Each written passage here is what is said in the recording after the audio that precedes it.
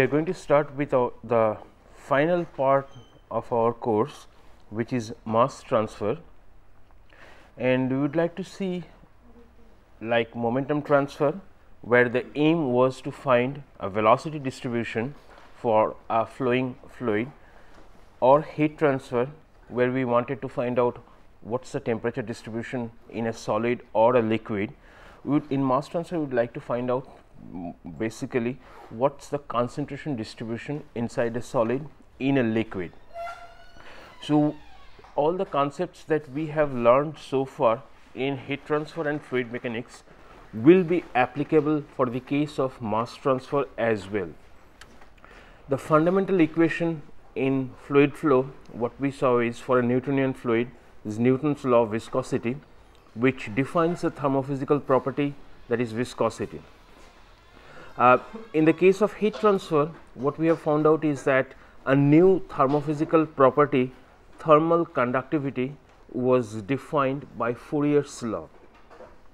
For the case of fluid flow, if we make an equation of motion, we found that we got an equation which is Navier-Stokes equation.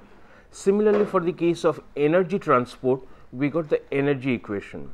And what we saw also is that in most of the cases, some of the terms of those equations are going to be important. So it was our job to find out which term would be of importance for a specific situation and start from there. So one would think that in a similar fashion, the equations for mass transfer, the concepts for mass transfer can also be derived. But there's a slight problem. The phenomenon of mass transfer is fundamentally different from these two transport processes by the fact that we have more than one component present in the system. When we are dealing with, let's say, fluid flow, we never said that there are two components present in the fluid, each of them are moving at different velocities. But in the case of mass transfer, let's say, first of all, when you talk about diffusion, it means one species is diffusing through another. Okay? It's not in vacuum. You have air inside the room and you open a bottle of fragrance somewhere in the room, you are going to sense the presence of that bottle after some time. The higher the diffusion coefficient, the faster would be your detection of something present in the room. So it's air through which the fragrance molecules are diffusing. So it's always two species. Let's say I put a fan at the end of this room and switch it on.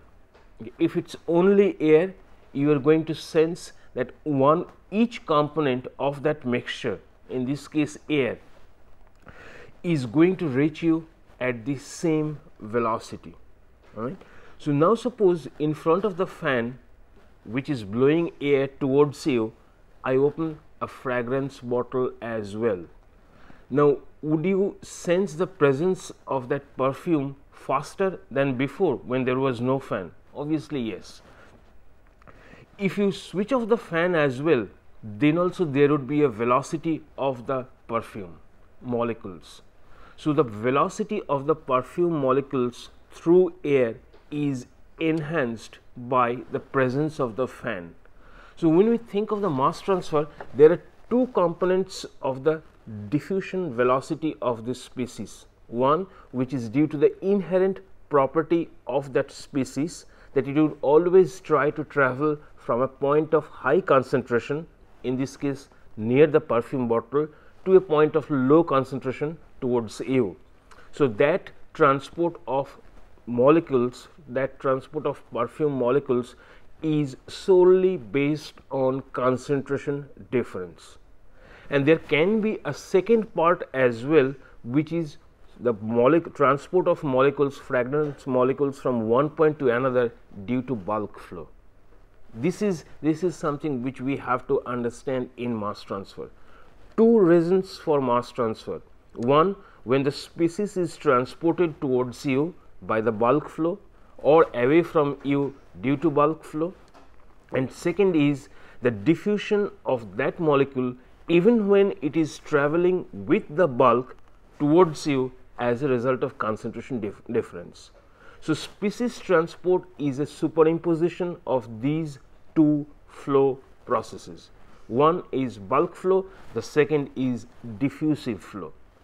Now, is that plot clear? That there will always be two parts in mass transfer. One part may be absent, but the general situation is you have two flows, two reasons why a species would move in a medium, due to the imposition of a bulk flow, and secondly due to the concentration gradient present in the system. So, when we talk about species velocity, that species velocity would include contribution from both of these components. So, that is how mass transfer is different from heat transfer or from momentum transfer.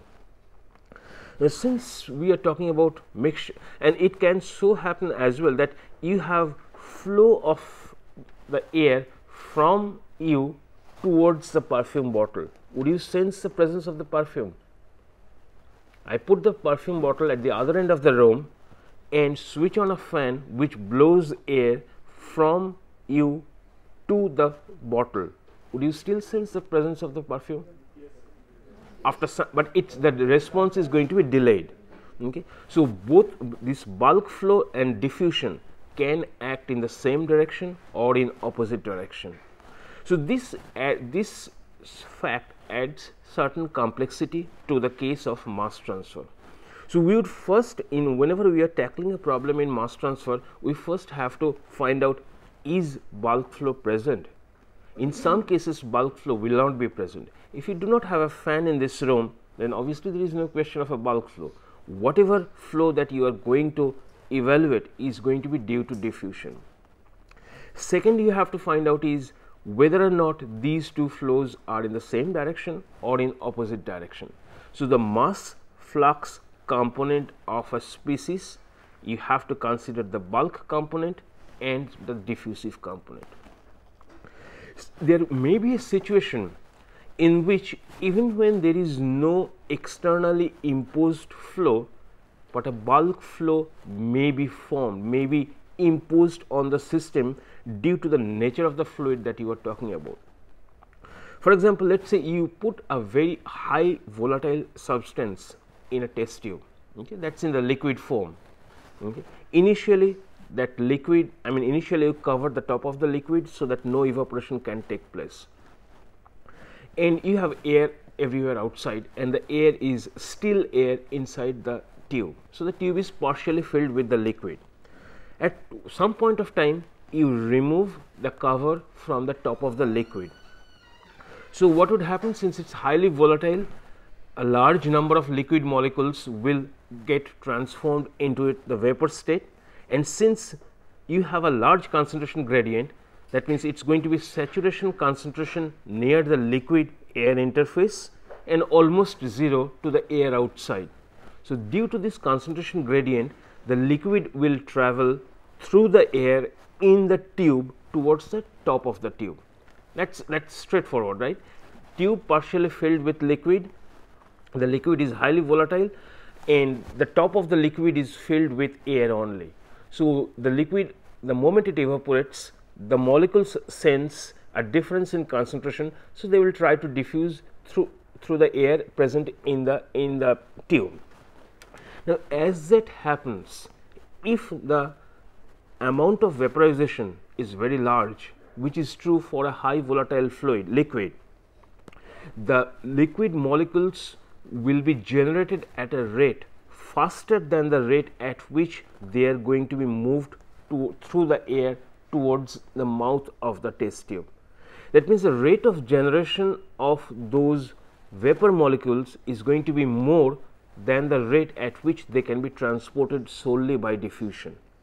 Okay. So, as a result, it is going to set a convective current near the liquid vapor interface in the region at the top of the liquid inside the tube. So, you did not impose any bulk flow inside the tube, but the vaporizing molecules of the liquid, the diffusing molecules of the liquid will set a convective flow of the species towards the top. This would only happen when you have a high rate of vaporization, high rates of sublimation or situations like that. But if you are dealing with, let us say, water in a test tube which is vaporizing at a very small rate, the transport of water through the test tube, water molecules through the test tube is going to be solely governed by diffusion. Okay. But if you put acetone or let us say pentane which boils at 36 degree or so, so if that is the case, then you are sure that you are imposing a bulk flow as well in the test tube. So these situations you have to keep in mind. Another example, when we are talking about the medium to be the liquid phase, the chances are that you won't be able to impose a bulk flow. Okay.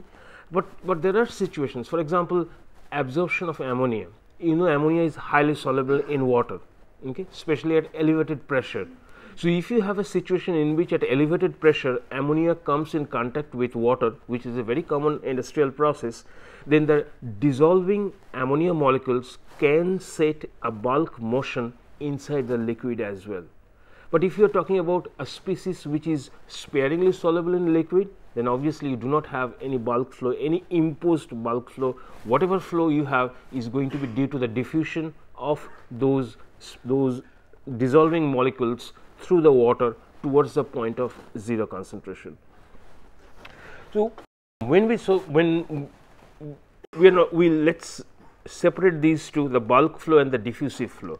When we say diffusive flow, we know that the root cause of this diffusion is concentration difference. Is the term correct? Is it concentration difference or something else? It's gradient, exactly like in heat transfer and in fluid mechanics. The flow can be expressed as proportional to the concentration gradient. It's not flow, it's the flux which is proportional to concentration gradient, and the proportionality constant is the diffusion coefficient. Generally, diffusion coefficients are denoted by D with a suffix AB.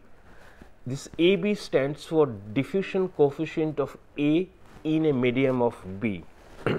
So these parts are, and this law is known as Fick's law. We will discuss more about Fick's law later on. The diffusion coefficient, the value of diffusion coefficient, what are the factors on which it would depend on? Diffusion coefficient of a specific species, it would depend on what factors, among other? When I said a species, then its molecular weight is fixed. Okay, diffusion coefficients in general would depend on molecular weight. Agreed. Anything else? Which? Temperature. Fine. So diffusion coefficient we know is going to be a function of temperature. Anything else? No, fine. Pressure, especially when we are talking about vapor molecules, it's going to depend on pressure. So pressure and temperature, these two are the main factors which would govern what's going to be the diffusion coefficient of a specific species. And when I say specific species, I am basically fixing its molecular weight. So for let's say for ammonia, the diffusion coefficient of ammonia in air would be a function of what's the temperature and what is the pressure in the system. Anything else? We are talking about ammonia and air. So we have fixed the temperature, we have fixed the pressure. Is there any other way by which I can change, in which diffusion coefficient can vary?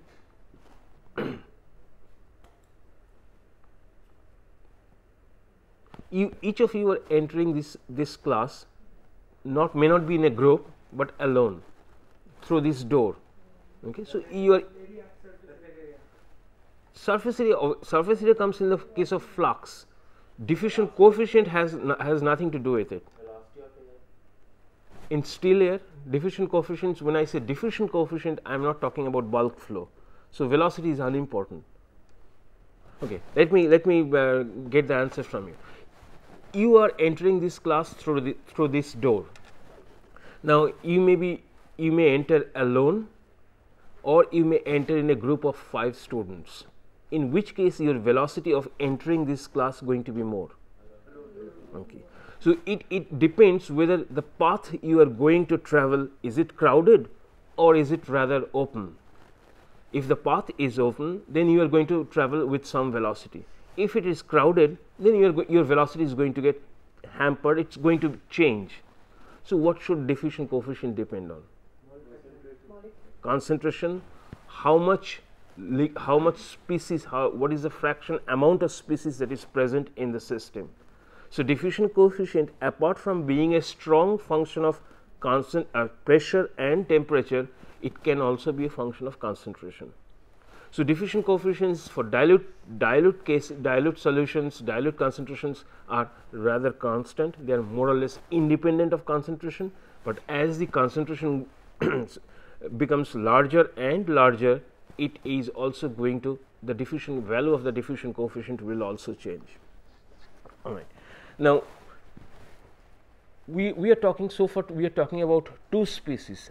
In mass transfer, there can be situations in which we have more than two species. It is multi-component diffusion, which is very common in chemical engineering. You have a large number of components, each of them is diffusing. Well, let's not consider multi-component discussion now. We are talking about, let's say, a binary mixture. Each component is moving, each is diffusing. Each component is being transported by bulk flow. Now, when we see the velocity, which velocity I would refer to? Velocity of the system. Air and, let us say, ammonia present in this room is swept away from this side to the other side due to bulk flow and due to diffusion. So, I would like to find out what is the velocity. Whenever we think of velocity, since there are more than one species present in this room, I have to do some kind of averaging. Okay. I have to find out what is the average velocity of this mixture when it travels from right to left. And when I think about average velocity, there should be some reference as well. You can have a reference with respect to a stationary coordinate axis. I fix my coordinate system over here and I find out how many molecules of A and how many molecules of B are passing through this grid per unit time, and I can find out an expression for velocity. So, there can be other types of coordinate systems, as we have seen before. This coordinate system can move with the fluid, the same way we have done for momentum transfer. So, if the coordinate system moves with the fluid with its bulk velocity, would I measure any velocity of the individual species? I will repeat my question one more time. There is a bulk flow, two species are present. Okay. I would like to find out, if I let my coordinate system move with the bulk, would I sense any velocity of the individual species? Yes.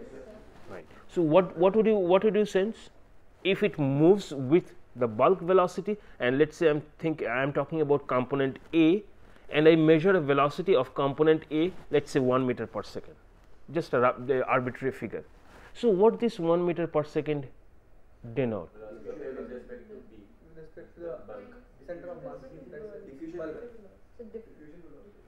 Diffusion velocity.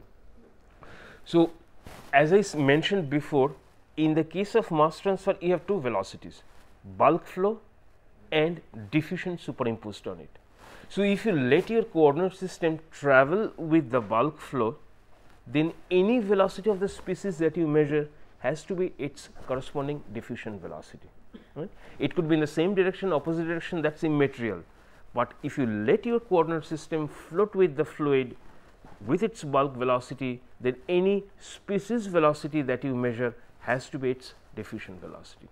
So, these are some of the concepts which would be useful for us when we deal with mass transfer. Apart from that, certain definitions are going to be useful. Now, many of these definitions you already know, so I do not need to explain it to you again.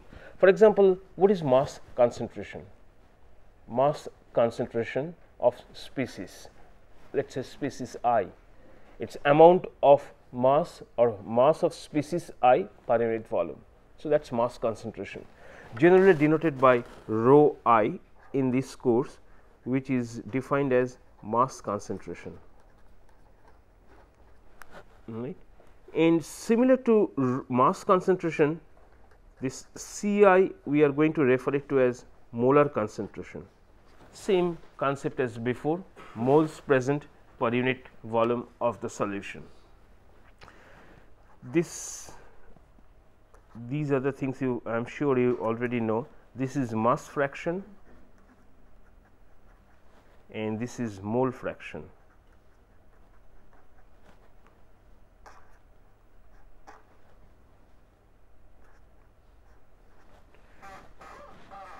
I am sure these are clear to all of you. What is mole fraction? What is mass fraction? Now, if rho A and rho B are the mass concentration or mass concentration of each species, what is the total concentration, total mass concentration of the solution? Relation between rho A and rho B. Rho A plus rho B is equal to rho. So, this is mass concentration of the solution, which is obviously a sum of the species mass concentrations. This rho A, which is mass concentration, and let us say C A, the molar concentration, the relation between the two. What do I have to bring in to make this equation complete? Fine. So, this is another standard definition, nothing in there, and we all know that x A plus x B for a binary system would be equal to 1, and similarly for all x A times m A plus x B times m B, where m A and m B are the molecular weights of the species, would be equal to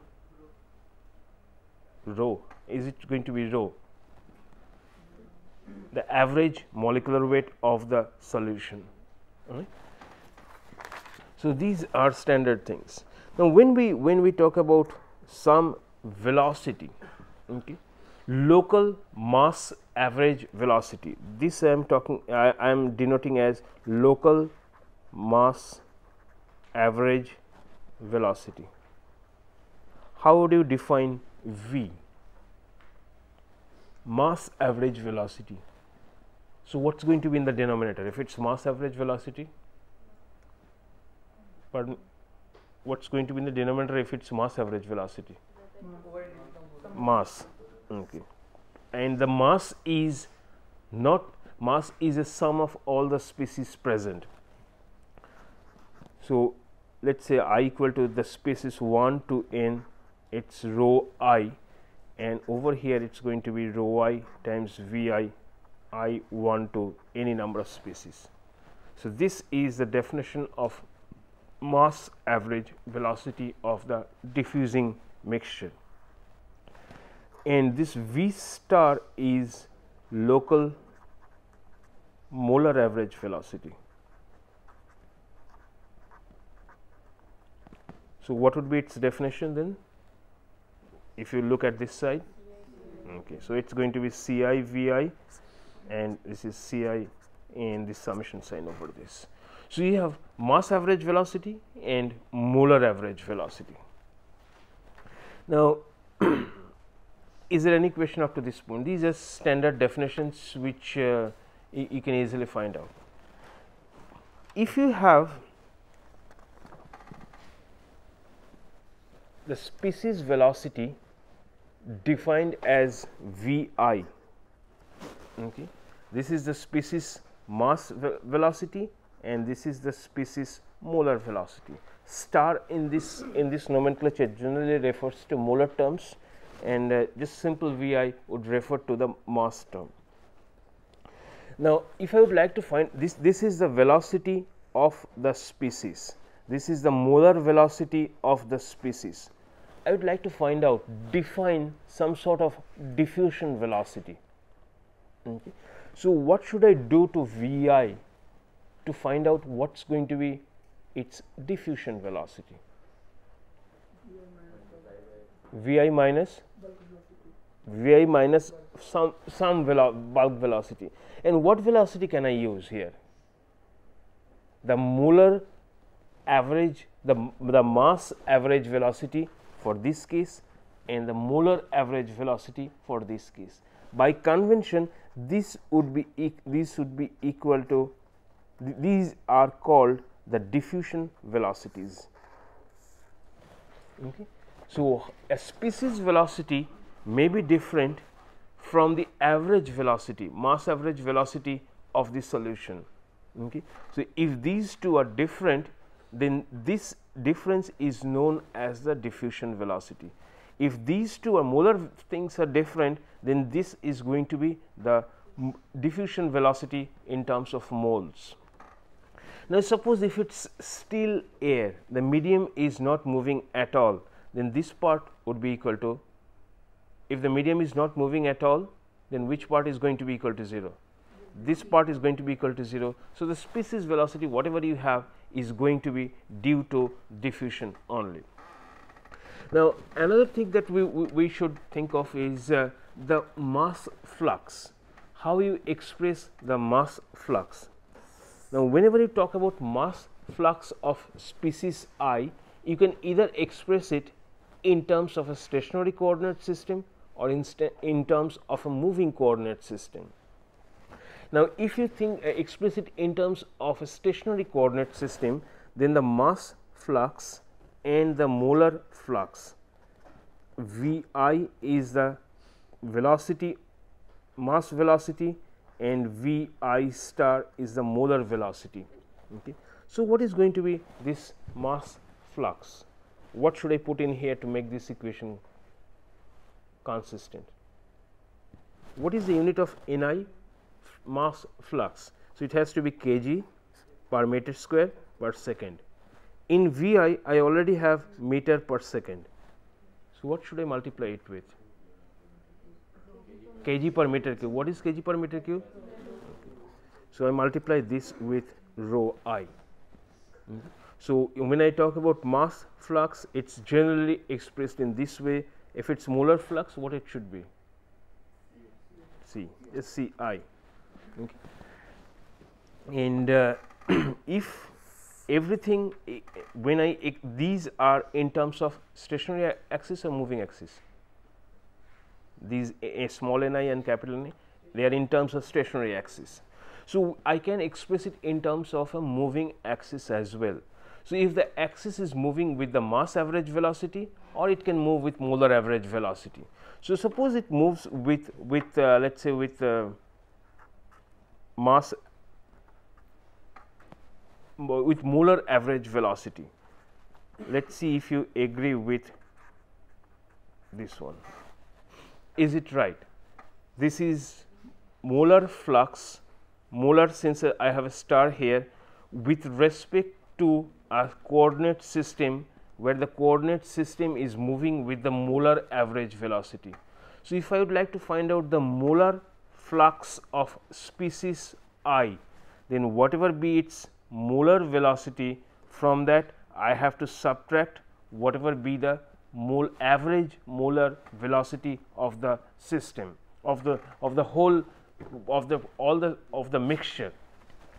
So, if the difference between the two, would give me what is the diffusion velocity of component I.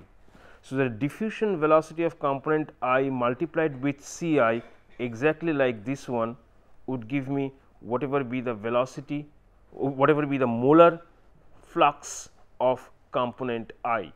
I would repeat it one more time. When a species is only diffusing and I have a stationary coordinate system, the velocity that I measure can have two components. One is its diffusion velocity, and second is some velocity, some kind of an average velocity with which the whole system is moving. So, the average velocity can be evaluated either in terms of a mass average velocity or in terms of a molar average velocity. So, I can express my mass flux or molar flux either with respect to the mass average velocity or with respect to the molar average velocity. When the system is moving with the molar average velocity, the velocity of individual species that I measure has to be its diffusion velocity. Okay. So, if I would like to find out what is the diffusive flux, molar or mass, diffusive flux of the system, then from the individual species velocity I have to subtract some kind of an average velocity of the system. And what that average velocity be? That average velocity could be mass average velocity or molar average velocity. When from the individual species velocity I subtract molar average velocity, then what I get is velocity of the diffusing species with respect to molar average velocity. If I subtract mass average velocity, then I get velocity of the moving species with respect to the mass average velocity of the system. So, it is the change in velocity of the species from an average velocity, and that averaging can be expressed either in terms of mass or in terms of moles. So, when I express the difference in terms of its departure from the molar average velocity, this is the convention that is used. It is a diffusion velocity of component I, and the diffusion velocity is defined, it is a definition only. Diffusion velocity is defined as its departure, as the departure of the species velocity from V star. I can similarly define a diffusion velocity like this. This is mass average velocity, this is molar average velocity. So, I multiply it with rho I and I simply give it another nomenclature which is called J.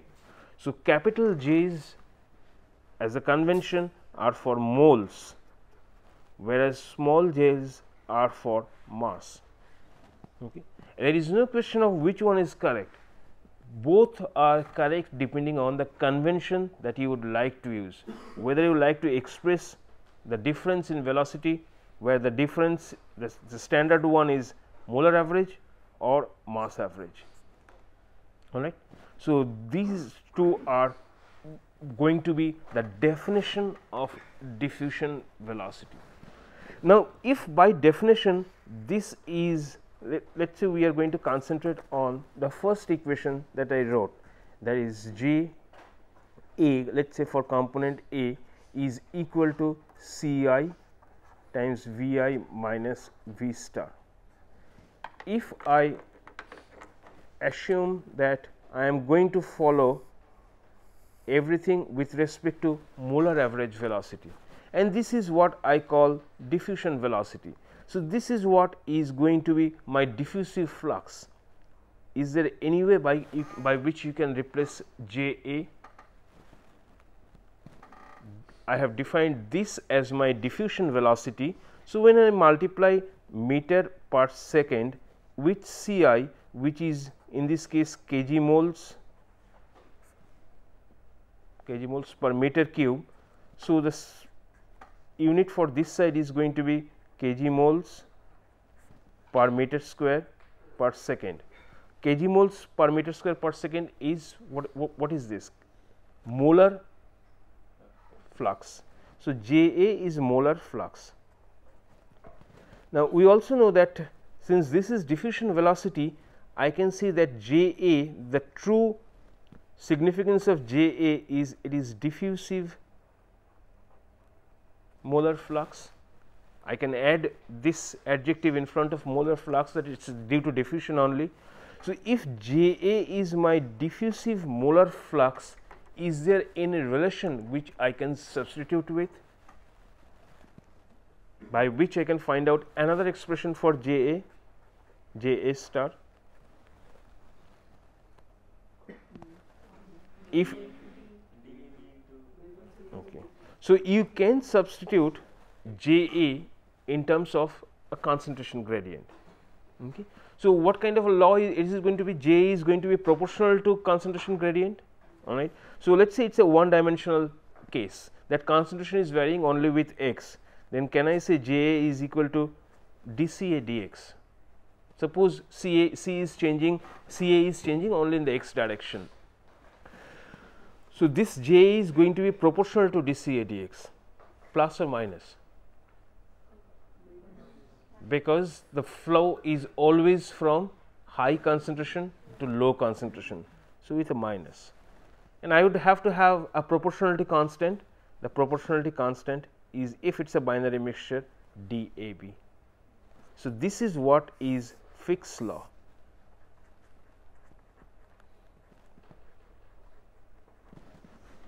Okay.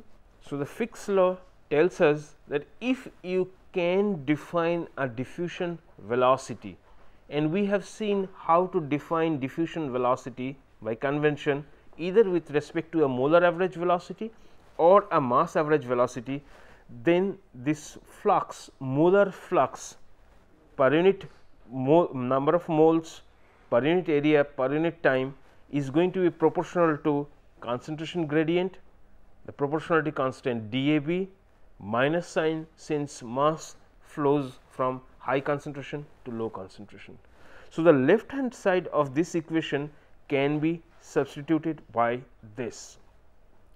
If you have CA, which is a function of x, y and z as well, then what would be a more complete equation, a vector equation of this? It is simply going to be divergence of CA. All right. So, that in this equation J A, I am taking care of that CA can vary with x, y and z as well. So, this is Fick's law of diffusion, and it defines another transport property. There are three transport properties. One is its viscosity, the second is its the thermal conductivity, and the third is diffusion coefficient. Why they are called transport property? Because they would define the transport of the amount of transport of mass, momentum and energy through a species, right. So, these dAB, K and mu are collectively known as transport properties of anything of a species. I am going to spend a little more time before the end of this class on this equation. Now, if I write J A star, let us say I am changing, it is only a binary mixture. So, I have only A and B present in the system, is simply going to be equal to C A times V A minus C A times V star, and I am simply going to use my definitions of V star, C A by C, and this is C A. I am using only the definition of V star, and C A V A is nothing but the mass molar flux of species A. So, this would be my complete equation if I simply expand using the definitions of V star and C A V A. So, what you would ultimately get, what is C? If I look at this one, what is C A by C? What is C A by C? It is a mole fraction. So, this is nothing but X A. So, if I write it in that way, then my J A is going to be flux of A minus X A times C A V A, which is N A, plus C B V B, which is N B. So, in other words, this expression of N A, molar flux of species A, would simply be equal to X A times N A plus N B minus C D A B divergence X A. This would be the final form of the equation with which I am going to be interested in. What I have done? Nothing. I put N A on this side, brought X A times N A plus N B on this side. Instead of J A, it is minus D A B times divergence of C A, and C A is nothing but C times X A. That's the substitution I have made. Is it clear that how this has been derived? But the derivation is unimportant. In this course, derivation has very little significance. It is the concept. This is flux of A, molar flux of A. The molar flux of A, as we were discussing before, has two contributions. What is this contribution? Bulk. And this contribution obviously is due to diffusion. So, a flux of a component, the flow, molar or mass, is going to have two different distinctly different causes. One is if you have bulk flow, and second if you have diffusive flow. If the medium is stagnant, that means it is not moving at all, and if the diffusion velocity is small such that no imposed bulk flow is also present, you have to meet both of these conditions. In that case, the bulk flow would be equal to 0. I am repeating, I will repeat it one more time. If the medium is stationary and the diffusion velocity is rather small, then this part is going to be absent, because we have already discussed what would happen if the diffusion velocities are large. That means, when a very highly volatile component evaporates in a thin test tube, then it will try to push out all the air from the test tube, and thereby causing some sort of an bulk motion. So, for that case you can neglect bulk flow. Suppose I am thinking of a liquid, and in the liquid a gas is sparingly soluble. Would you be able to neglect bulk flow? A liquid in which a gas is sparingly soluble. Let us think of a case in which I have a liquid and it is in contact with a gas, component A, liquid is component B. A is dissolving, and when it is dissolving, it is maintaining some concentration of A near the top, and the concentration of A near the bottom is almost 0 or very small. So, A will start moving in this direction. Now, when I say A is sparingly soluble in B, would I be able to neglect any of these terms? The bulk flow can be neglected, but if it is highly soluble, then there is a possibility that this term may not be neglected. So, depending on what you are dealing with, you would be able to use different forms of this equation. Let us say I am thinking of a solid. This is a solid, and it's you are thinking about diffusion in the solid. Would you be able to neglect any of these terms? Generally, solids, the bulk flow term has no meaning. So, you will be able to neglect this term.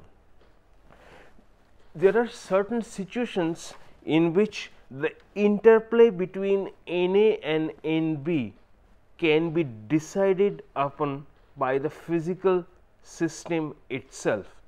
So, there are several interesting situations in which you would be able to find out how you can deal with Nb, the molar flux of species B, which is the medium.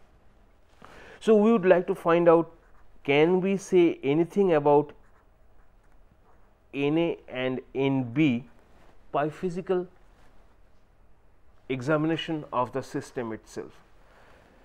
So, this is the equation which we are going to apply in mass transfer problems, and the concept of deriving the governing equation is exactly the same as before. I have to take a shell. N A is the amount which is coming, N A x evaluated at x plus delta x, let us say, is leaving. So, in minus out plus generation should be equal to, at steady state, should be equal to 0. Same type of expression that you have used. So, Na at x, since Na is your flux, so Na has to be multiplied by a surface area. So, Na evaluated at x multiplied by S minus Na at x plus delta x again multiplied by S plus a generation or a depletion term at steady state should be equal to 0. Now, that part I will deal in the next class, but this use of this Na, what form of Na to use, Am I going to consider the diffusive part only, or the diffusive and bulk flow both, would depend on what kind of system I am dealing with. Is it a liquid gas system with gas being sparingly soluble? Is it solid and the solute is diffusing into the solid, or is it a gas where one species is moving at a very fast rate through the other species which is stagnant species, and thereby causing a bulk flow maybe. In these three cases, or there are many cases, would give me some kind of an idea of what is going to be the relation between Na and Nb. The final thing that I would like to talk about is the boundary conditions. The boundary conditions we will discuss. What are the boundary conditions possible for the case of mass transfer? You think about that. We'll think about the boundary conditions as well in the next class. Shell balance, boundary conditions, and application of this equation for the case of mass transfer. So, to summarize, what we have done in this class is, we have seen that mass transfer is a more complicated problem than heat or fluid flow, because more than one species are involved, and each of these species can move with different velocities. You can have a system in which the flow is not entirely due to diffusion. It could be, there could be a bulk component, bulk flow component present in the system.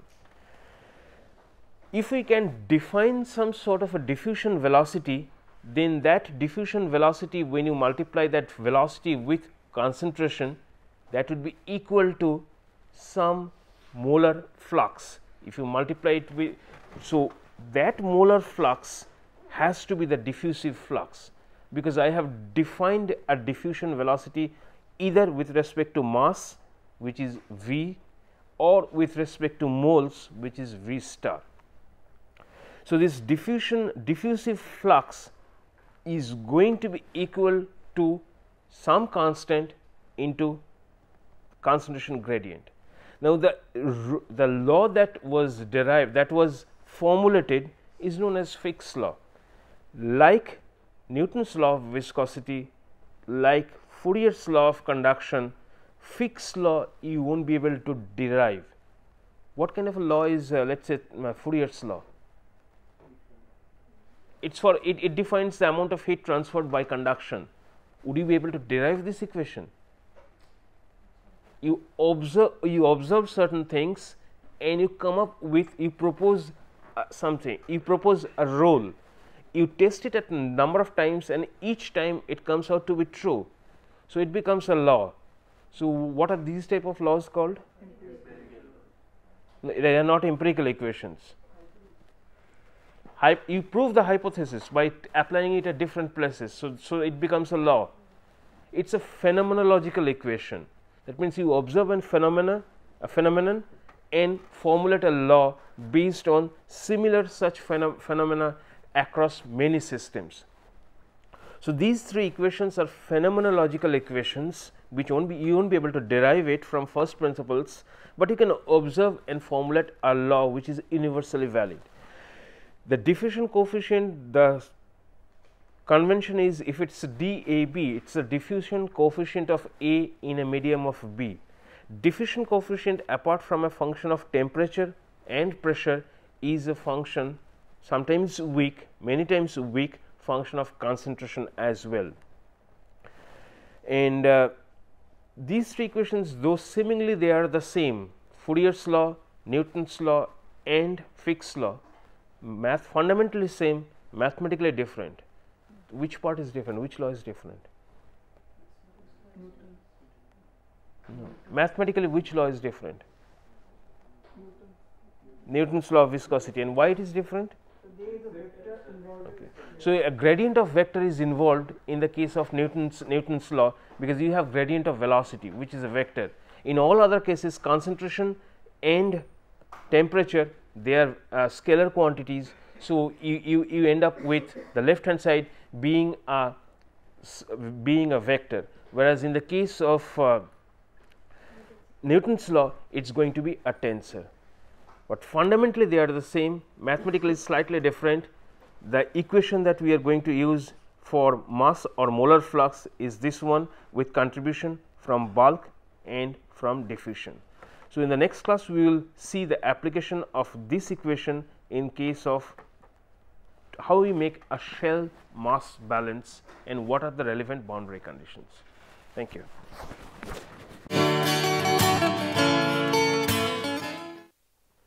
We are going to start with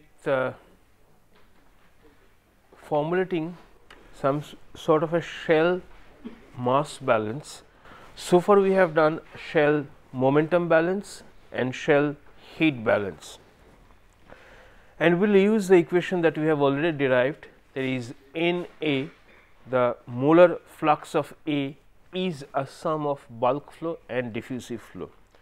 Now, when we think of shell, one of the dimensions would be small, which we are going to approach 0, such that we can use the definition of definition of limit and all, the first derivative.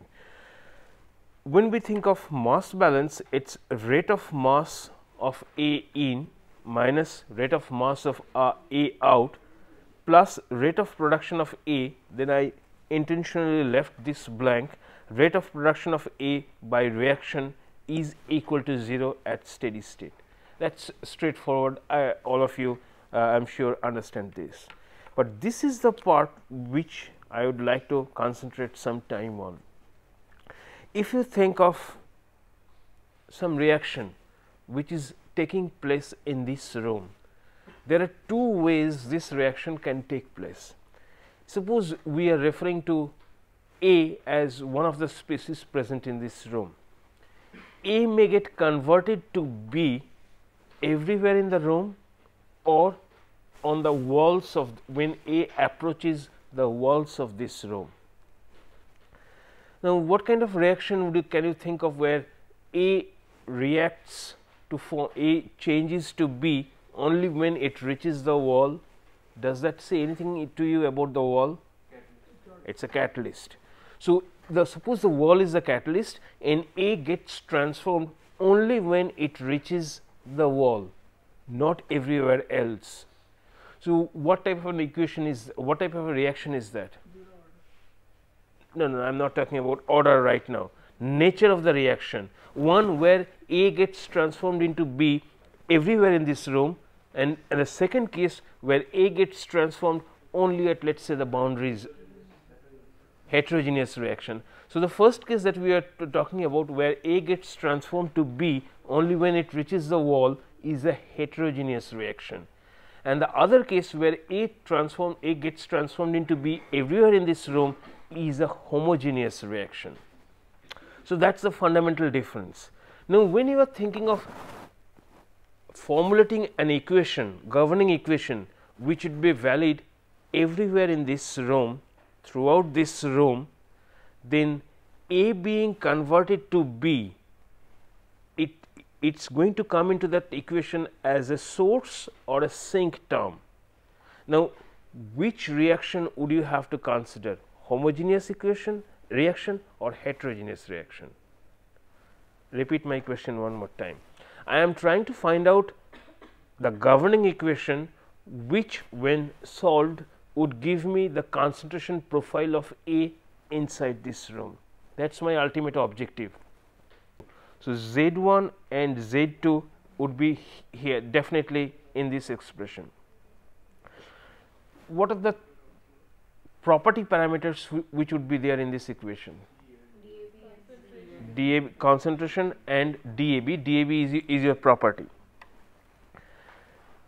Suppose this expression, which will not derive here, suppose this expression is given to you, would you be able to find out what is the rate at which the evaporation is taking place?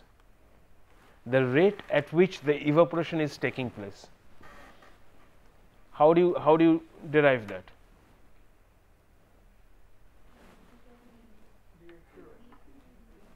dxa by dz at which location? All right. You are saying dxa by dz. since d its mole fraction, you have to multiply it with C. Okay. What else do you have to multiply it with? Minus DAB. All right. So, do you think this would give you what would this give you? Should or molar flux, whatever be the case, should it be equal to Na?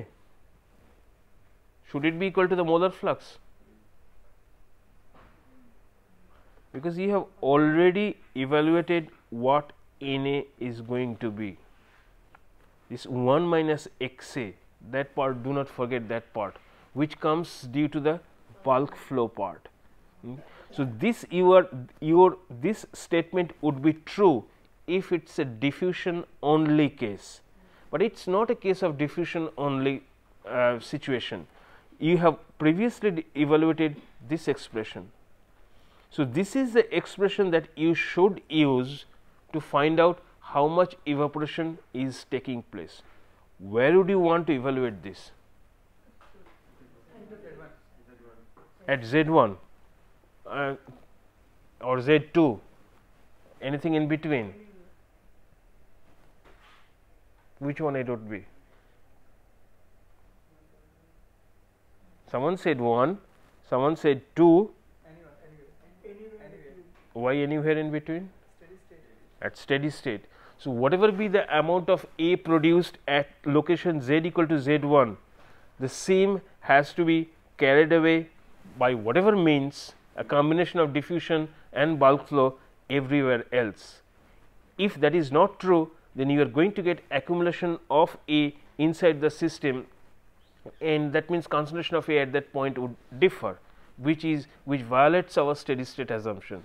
So, you can, so that means you would be able to see that NAZ at any location would give you the amount of A evaporated from this pool. Now, what would be the use of this analysis?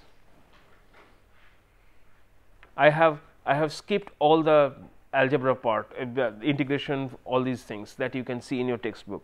But what is the use of this exercise?